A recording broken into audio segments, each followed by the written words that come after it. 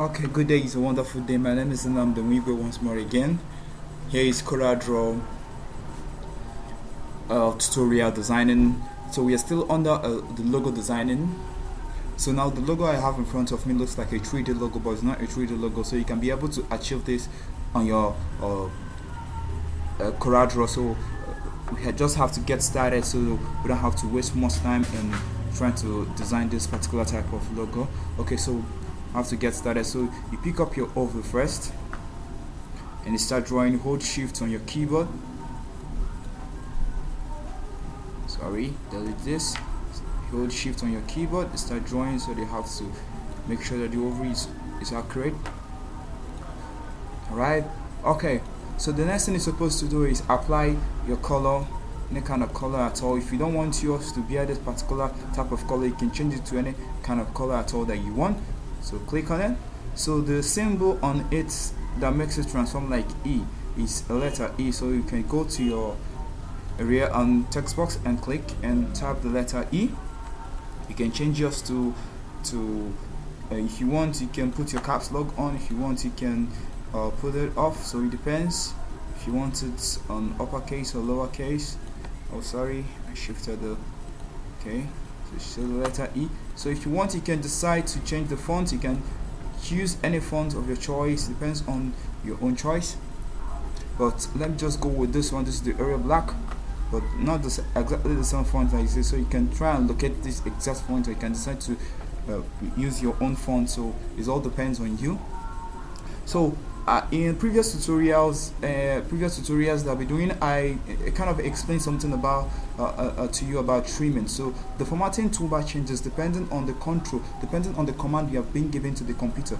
If you select, you look on top of the properties bar, you don't have the trimming options there for you because the command is not already set. So the command to restart, if you apply it, so click on the first letter E, then hold your shift and click on the second object, so the trim definitely have to come out. So if I click on this trim, it means that the first object I selected, I want to trim the last object from the first object I selected. This first object is going to make a hole from the circle, so that is the function. So hold your click on the first letter, then the one you want to trim it with, you want to make a hole with, hold shift and click that one last and click on your word trim.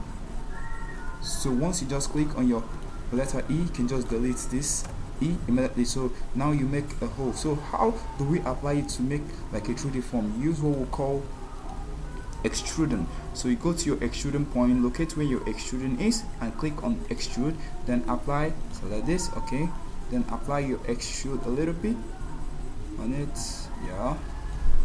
Alright, so you have something like that. So if you want to see it very well, if you know if your extruding point is actually there, you have to go and change the way the viewpoint, the 3D viewpoint is. So you can set from the 3D, sorry, you can set from the extrude rotation, you can set from the color, so you can be able to see the shaded part, the depth from it. Alright, so let's continue. So you can I decided I want my color to be from yellow. Let's see how it looks like from yellow. Okay, I think yellow is better for me. Alright, you can decide to make this to be a little bit darker if you want, or you can decide to let's just make it to be brighter. Okay, let's just leave it at the default color. So you use your undo, so that's it looks like when we finish designing, it looks like a light is coming behind it to shine it, because that's exactly what this person is trying to achieve. So we're going to use yellow as our own color and apply it so that it looks like as if you have a light under the design that's coming out from the sign, from from E here, that is actually brightening out from the space that you have the letter E coming out from. Okay, so the next thing is we can decide to, let's see if we have a line color in it. Okay, yeah, we have a line color in it, which we just did remove. Alright, so what's the next thing you're supposed to do? So the next thing is to apply, make you have to apply a kind of a light effect in it. And how do you start by applying that light effect? Go to color, go to your fountain fill, and accept the radius, so shift it by the side, so you can set the midpoint to how you want the midpoints to be, then you can click here. Okay, so you have something like that. If it's more brighter, you can just change it to be darker, maybe from, and apply this to darker and click here. Okay, so you have something like this, which is better. I love it. Okay, what's the next thing you're supposed to do? The next thing you're supposed to do here is to apply the actually show the entire places covered with the color, the brightness color coming from A to be more visible, so that people can actually understand. So how do you can achieve it by so many ways. You can use your circle, you can use your oval, you can use your any kind of object that you want, but let's decide to use our circle so that it looks more durable. Okay, and anything you can explain. Okay, so we have to give this particular color a yellow color. Actually, now when you finish giving it yellow color, go to your arrange and ask the computer, please send it to the back for me, so it looks something like this, which is lovely.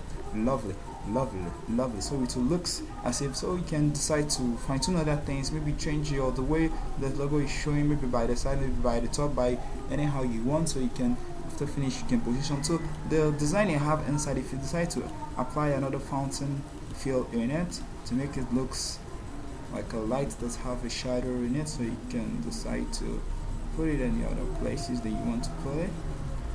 Right, so shift it by the size, so set the midpoint to very small and click OK. Yeah, so definitely you have something like this. So you can decide to actually put up your the words you want, so it depends on the kind of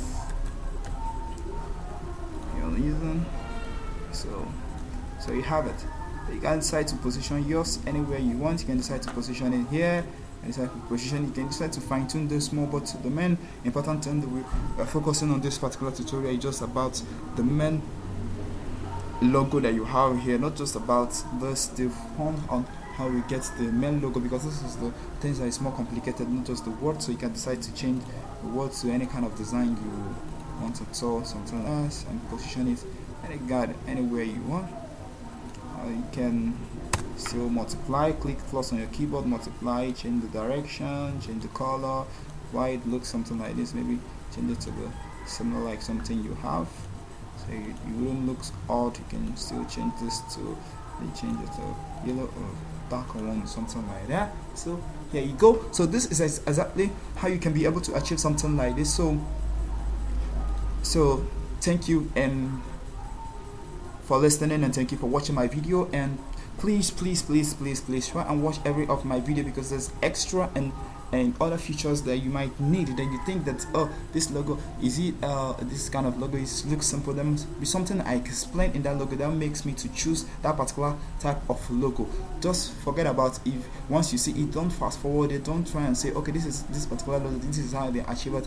Doing things in CorelDraw, sometimes you might want to do things on your own, a different thing that is not from exactly the tutorial I did, but you find it from one of the tutorials that I did, something like that. You exactly have to, you can apply some features you learned in the other one, some features you learned in the other one, and group it and still get your job done. Okay, thank you for watching, and what's the